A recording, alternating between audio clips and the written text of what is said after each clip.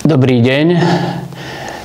Cieľom mojej prezentácie je predstaviť vám jednu z aktivít spojených s ľudskou činnosťou, ktorá je vlastne s človekom spájana od nepamäti, to znamená od čias, keď sa ľudská civilizácia začala registrovať.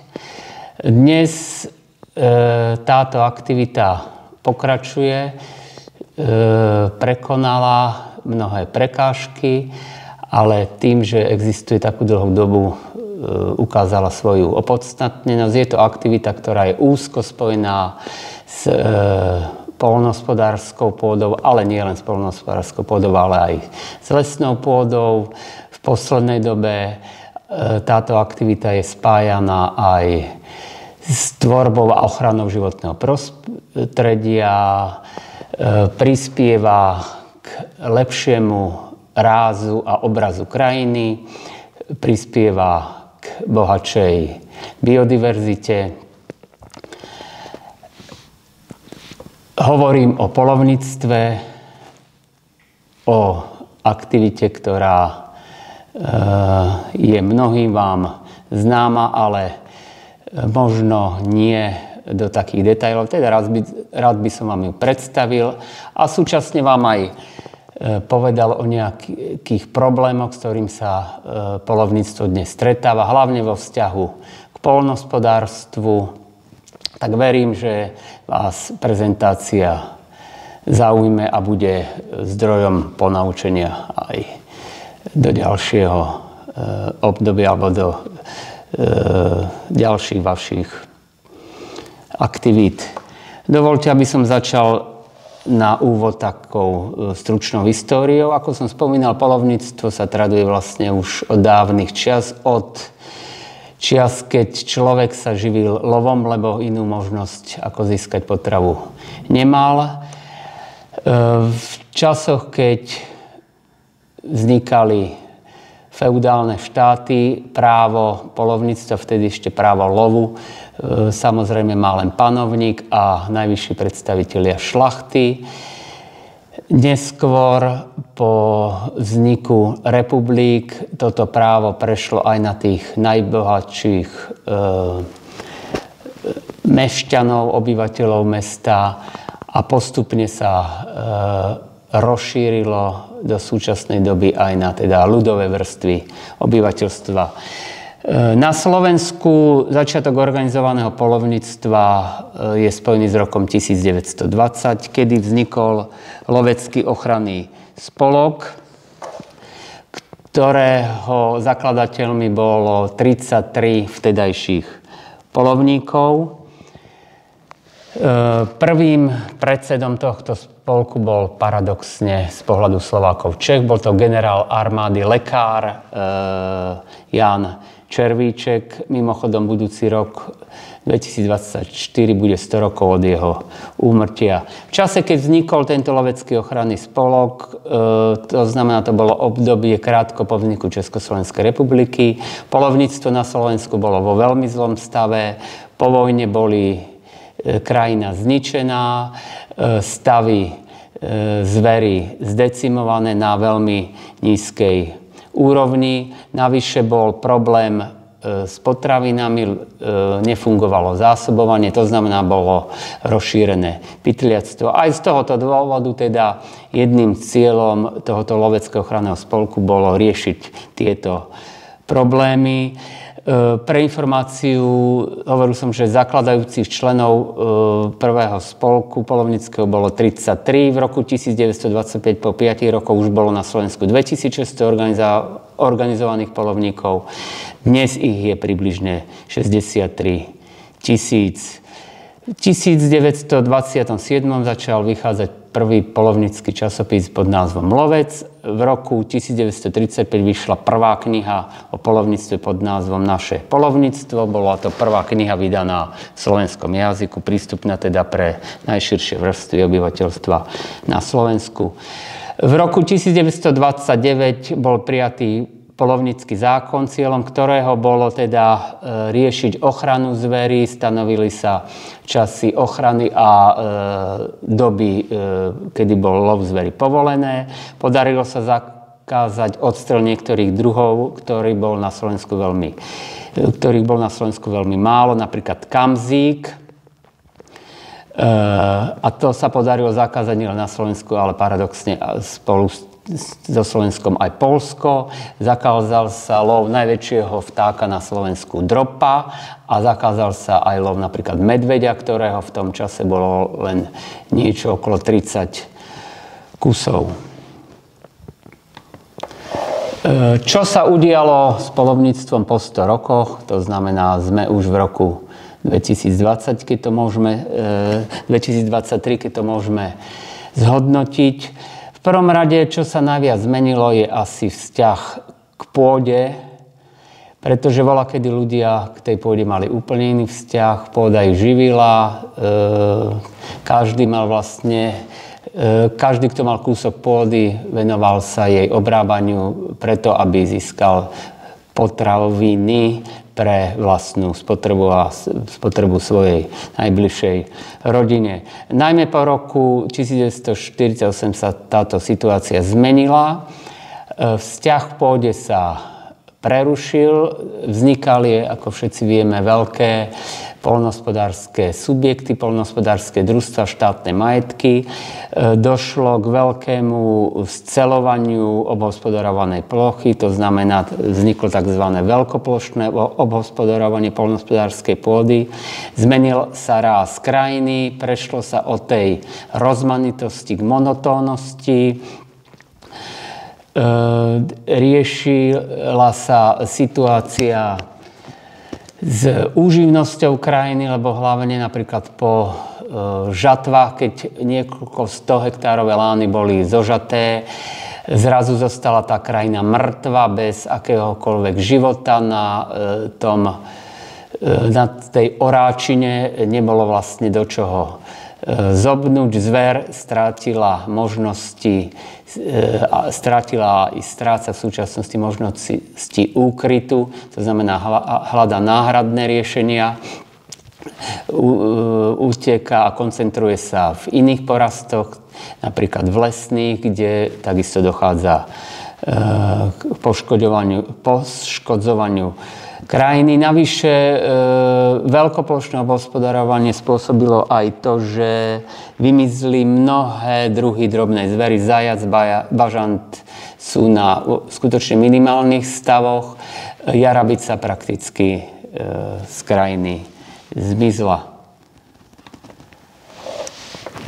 Tak ako každá ľudská činnosť, aj poľovníctvo musí byť niekým riadené kompetentným rezortom, inštitúciou, ktorá dlhodobo riadila a riadí oblasť poľovníctva, aj ministerstvo poľnohospodárstva a výživy. To bol starý názov do roku 1989. Po roku 1989 kompetencie v oblasti riadenia poľovníctva prešlo na lesníkov, konkrétne na ministerstvo lesného a vodného hospodárstva. Neskôr po zlúčení týchto dvoch ministerstiev vzniklo ministerstvo pôdohospodárstva a poľovníctvo kompetenčne sa zaradilo do kompetencie lesníckej sekcie. Čo sa týka regionálnej úrovne, myslím krajské úrady, respektíve kraje a okresné úrady, tam to riadia pozemkové a lesné odbory. Paradoxne okresné úrady a okresné úrady so sídlom v kraji patria kompetenčne pod ministerstvo vnútra. Čo sa týka podkladov a odborných konzultácií, tieto okresné úrady sídlom v kraja majú zriadené poradné zbory a chovateľské rady, kde sú zástupcovia jednotlivých organizácií venujúcich sa poľovníctvu, ale nie len poľovníctvu, ale sú tam napríklad veterinári, sú tam samozrejme zástupcovia jednotlivých poľovných združení, poľovní hospodári. V roku 2009 vznikla jednotná poľovnícka organizácia, ktorá zastrešuje všetkých poľovníkov, a to je Slovenská poľovnícka komora. Na túto komoru prešli niektoré kompetencie zo štátu. V stručnosti vymenujem aspoň dve také základné. To je príprava poľovníkov na zloženie skúšok z poľovníctva a súčasne druhá kompetencia je predĺžovanie napríklad poľovných lístkov. Poľovníctvo to je aj množstvo informácií, údajov, štatistík. Touto činnosťou je poverené Národné lesnícke centrum, ktoré každoročne vydáva poľovnícku štatistickú ročenku Slovenskej republiky, kde sa môžeme dočítať, ako sa poľovníkom darilo, koľko zveri, povedzme, odstrelili, koľko zveri uhynulo, aká je produkcia diviny, a je to robené až na úrovne jednotlivých okresov, takže je to cenný zdroj informácií pre širokú verejnosť. Čo sa týka vzdelávania poľovníkov, tak tu má najväčšiu kompetenciu Lesnícka fakulta Technickej univerzity vo Zvolene, ktorá vychováva vlastne profesionálnych pracovníkov v poľovníctve. Čo sa týka nižšieho stupňu vzdelania, stredné odborné školy s maturitou, tak to sú stredné lesnícke školy. Na to, aby mohlo poľovníctvo existovať, aby mohlo vyvíjať svoje aktivity, potrebuje mať samozrejme vypracované súbor opatrení, podľa ktorých sa riadi. Na Slovensku bolo vypracovaných zatiaľ 4 koncepcie rozvoja poľovníctva. Prvá v 1973. Posledná zatiaľ v roku 2017. Tam sú dané také časové hranice do roku 2030, to znamená, predpokladáme, že teraz niekedy v najbližších rokoch sa začne pripravovať nová koncepcia, ktorá povie, ako by malo slovenské poľovníctvo vyzerať po roku 2030. Samozrejme, tie zámery, čo sú stanovené v koncepcii, sú pekné a dobre, že je dané, ale na to, aby mohli byť uplatniteľné praxi a hlavne dodržiavané, na to potrebujú mať aj príslušnú legislatívu. V roku 2009 bol prijatý zákon Národnej rady Slovenskej republiky číslo 274 o poľovníctve, ktorý vlastne stanovuje jednotlivé podmienky, opatrenia, náležitosti, ktoré musia poľovníci a všetci, čo majú s poľovníctvom niečo spoločné, ktoré musia dodržiavať. Čo sa týka koncepcie a zákona o poľovníctva, treba povedať, že mnohé zámery opatrenia, ktoré sa v týchto materiáloch objavili, sa aj podarilo zrealizovať v prospech rozvoja poľovníctva. Na druhej strane treba si úprimne povedať a otvorene povedať, že sú aj niektoré negatívne javy, ktoré súvisia s poľovníctvom a ktoré sa ani napriek tomu, že sú v tých zámeroch uvedené, nepodarilo sa ich naplniť.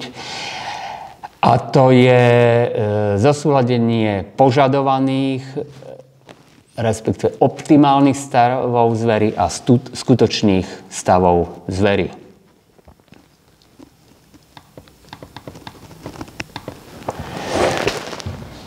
Pozrime sa trošku na oblasť, keď hovorím o tých stavoch zvery, pozrieme sa na to zo širšieho kontextu a začneme stavmi hospodárskych zvierat.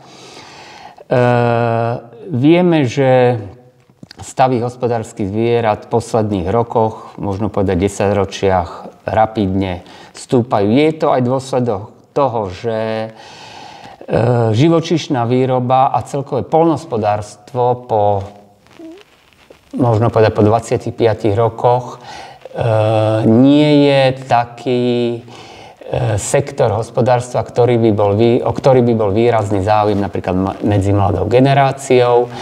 Osobitne živočíšna výroba je náročné odvetvie nie len na čas, ale hlavne na pracovnú silu a mladí ľudia nemajú záujem pracovať v tomto sektore. Logickým vyústením je aj to, že nám klesajú stavy zvierat.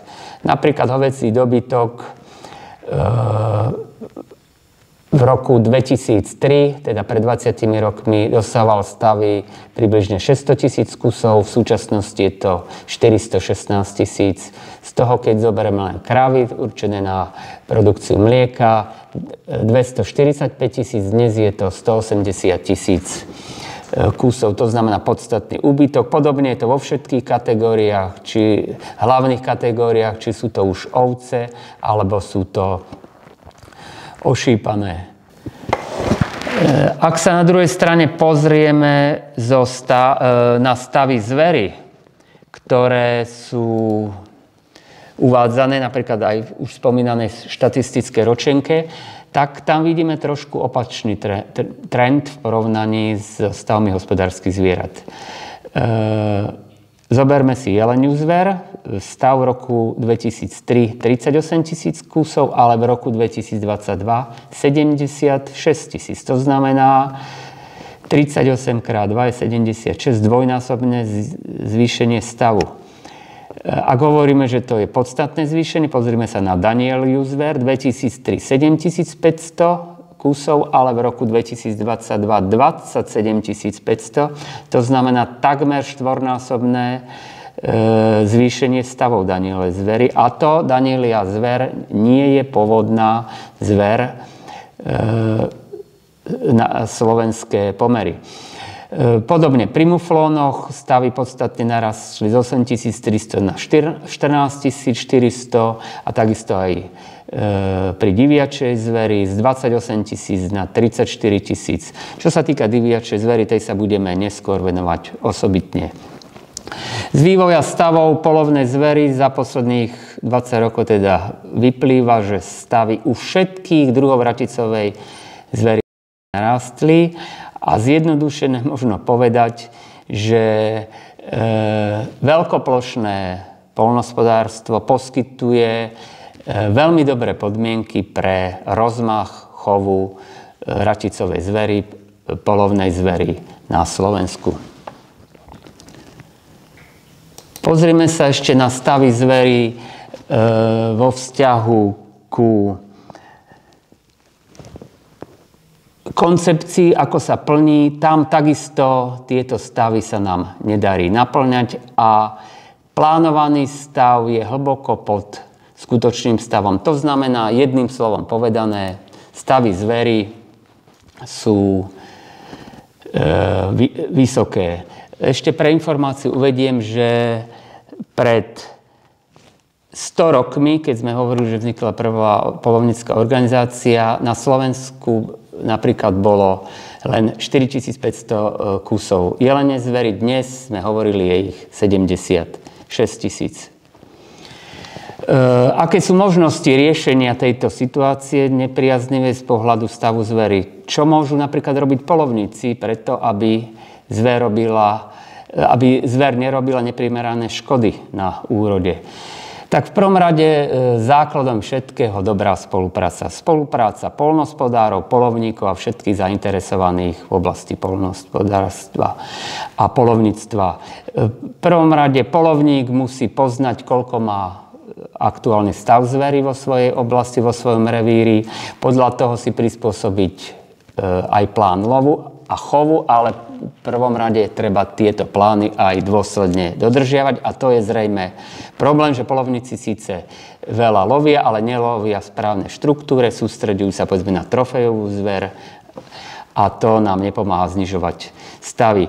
Takisto poľovníci by mali venovať pozornosť zatraktívneniu svojho poľovného revíru, vytvárať políčka s plodinami, ktoré napríklad nahrádzajú to obdobie, čo som povedal, po žatve. Keď skončí žatva, sú vytvorené nejaké náhradné políčka, kde by zver našla zdroj výživy. Takisto v období zimy, keď treba prikrmovať kvalitným objevovým krmivom, aby to zver skutočne prijímala a žrala, nie aby sa tam vyhazoval odpad a zver len prejde a vráti sa naspäť napríklad do porastov repky alebo ozimín a škody pokračujú. Čo môžu robiť poľnohospodári preto, aby zver nerobila škody na úrode? Už spomínané problémové lány monokultúr, možno postupne začať uvažovať o tom, že asi táto cesta nevedie, aj keď z ekonomického pohľadu je to veľmi výnosné, ale z pohľadu životného prostredia, z pohľadu rázu krajiny a nakoniec aj vo vzťahu k polovnej zveri to celkom dobré riešenie není. Aj v spolupráci s polovnými hospodármi uvažovať napríklad o vytváraní určitých priesekov v týchto veľkých monokultúrach a koridorov, kde by napríklad zver bola lepšie viditeľná a kde by sa mohla loviť. Uvažovať napríklad aj o konzultáciách pri tvorbe osevných plánov s polovným hospodárom, nevysádzať povedzme dnes tak veľmi atraktívnu kukuricu pre raticovú zver na okrajoch lesov, kde zver má ideálne podmienky, prebehne z lesa do kukurice bez toho, že by polovník mal možnosť tento stav riešiť. Existujú ešte aj ďalšie možnosti, ako zlepšiť tento stav? Áno, existujú a jednou z možností je napríklad, nám poskytuje Európska únia. Poľnohospodárstvo sa riadi pri svojej činnosti tým, že sme súčasťou spoločnej poľnohospodárskej politiky Európskej únie určitými pravidlami, zásadami. Tieto zásady sú na najbližších 5 rokov pre Slovenskú republiku stanovené v strategickom pláne spoločnej poľnohospodárskej politiky na roky 23-27 a v rámci tohto strategického plánu sa objavila nová aktivita, ktorá pomôže dodržiavať dobré poľnohospodárske postupy prospešné pre životné prostredie, a to sú ekoschémy. Cieľom ekoschémy je znížiť maximálnu výmeru jednej parcely ornej pôdy na 50 hektárov, v chránených územiach dokonca len na 20 hektárov. Súčasne tvorba ekoschém, vytváranie ekoschém alebo zapojenie sa do ekoschém vyžaduje si vytváranie biopásov, ktoré sú minimálne 12 metrov široké, sú tvorené ďatelinovými alebo trávno-bylinnými miešankami a zmesami tak, aby mali dobré podmienky napríklad aj opeľovače, ktoré sú tiež veľmi dôležitým faktorom v prírode. Obmedzená je hospodárska aktivita na týchto biopásoch, napríklad kozba maximálne 2-krát ročne a úplne je vylúčené používanie prípravkov na ochranu rastlín a priemyselných hnojív. Čo poľnohospodár si povie, čo mám z toho, keď sa zapojím do ekoschém? Aj tu je odpoveď. Zapojenie do ekoschém znamená pre poľnohospodára aj finančnú motiváciu. Ak pri klasickej dotácii, o ktorú poľnohospodár môže požiadať na pôdu, je sadzba 100 eur na hektár, ten, čo sa zapojí do ekoschémy, dostane navyše na 1 hektár 59 eur. To znamená, už má 159 eur na hektár. Ak hospodári v chránenom území, dokonca táto sadzba sa navyšuje až na o 90 eur, teda môže dostať na 1 hektár až 192 eur. To, že ekoschémy sú už pre niektorých poľnohospodárov atraktívne, svedčí aj prvé ohlasy a taká trošku nadšenosť toho, že sa im postupne vrácia do terénu, do poľnohospodárskej krajiny malá zver, zajac, bažant a už aj spomínaná jarabica. Už som spomínal lov zvery, takže ďalšia otázka, pomôže nám pri týchto problémoch znižovaní stavov ešte intenzívnejší lov zvery?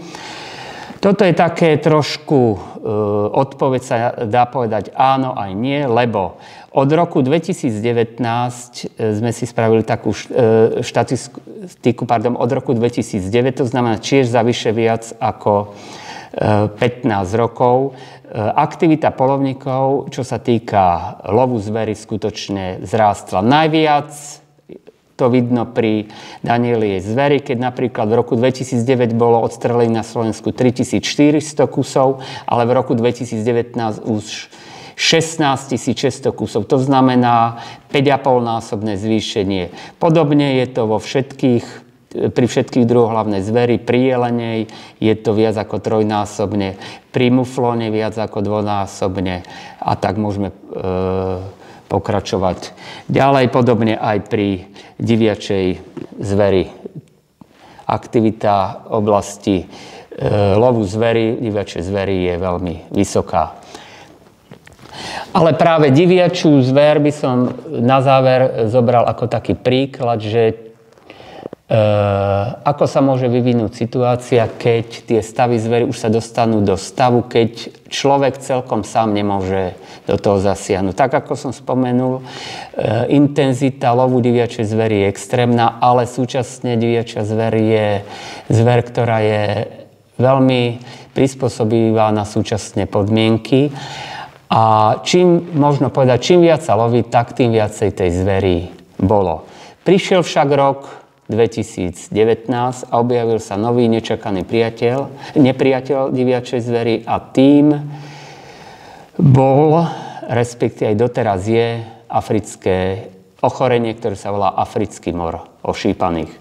Africký mor ošípaných je vírusové ochorenie, ktoré nemilosrdne, v úvodzovkách povedané, likviduje nielen populácie divej zvery, ale likviduje aj domáce zvieratá, či už sú to veľkochovy alebo malí chovatelia, jednoducho si nevyberá. Pre porovnanie, za 5 rokov od výskytu afrického moru bolo na Slovensku identifikovaných 5000 kusov diviakov nakazených africkým morom, ale napríklad pri domácich ošípaných to je až 60 000 kusov domácich ošípaných. Opakujem, či tu je už u malých, alebo boli zasiahnuté už aj veľké chovy ošípaných. Takže aj v tejto súvislosti bolo treba zmobilizovať všetkých, zapojiť do spolupráce nielen poľovníkov, poľnohospodárov, ale aj veterinárnych lekárov. Samozrejme finančne musel na tieto aktivity a opatrenia prispieť aj štát. To, že sa to čiastočne podarilo, svedčí o tom, že v niektorých regiónoch, hlavne na východnom Slovensku, diviačia zver už je veľmi zriedkavá a poľovní hospodári a poľovníci sú veľmi radi, keď už diviaka vidia. Nemusia na ňu ani vystreliť, sú radi, že tam je. To znamená, opatrenia, aktivity všetkých zainteresovaných sa oplatili a situácia sa stabilizovala. Samozrejme, každý špás niečo stojí. Napríklad len v roku 2022 štát vyčlenil na tieto preventívne opatrenia 2 milióny eur. Príklad diviačej zvery nám však môže slúžiť ako dobrý príklad na to, že ak sa zmobilizujú všetky zainteresované strany, ktoré sú spojené určitým spôsobom s poľovníctvom, tak môže byť výsledok pozitívny pre všetkých. Preto verím, že sa to podarí nielen pri diviačej zveri, ale aj pri ostatných druhoch račicovej zveri. Podarí sa znížiť neúnosné stavy ostatných druhov račicovej zveri na takú úroveň, aby poľovníctvo dokázalo svoje opodstatnenie aj v súčasných podmienkach, aby sme ukázali aj pre tých, čo poľovníctvo nemajú moc v láske a ktorí vyvíjajú aktivitu pre dokonca jeho zákaz. Pretože buďme úprimní, produkty poľovníctva prinášajú efekty aj tretej strane. Kvalitná divina ako výborná potravina môže byť dostupná pre široké vrstvy obyvateľov a myslíme si, že je to dostatočný argument na to, že poľovníctvo môže ďalej pokračovať svojej činnosti. Samozrejme, že bude rešpektovať nároky na prostredie a aj na aktuálne požiadavky spoločnosti. Ďakujem za pozornosť. Dúfam, že som vás teda stručnosti informoval o tých cieľoch, o ktorých som hovoril na začiatku, a verím, že budete po zliadnutí tejto prezentácie pozitívne obohatení o nové vedomosti. Ďakujem za pozornosť.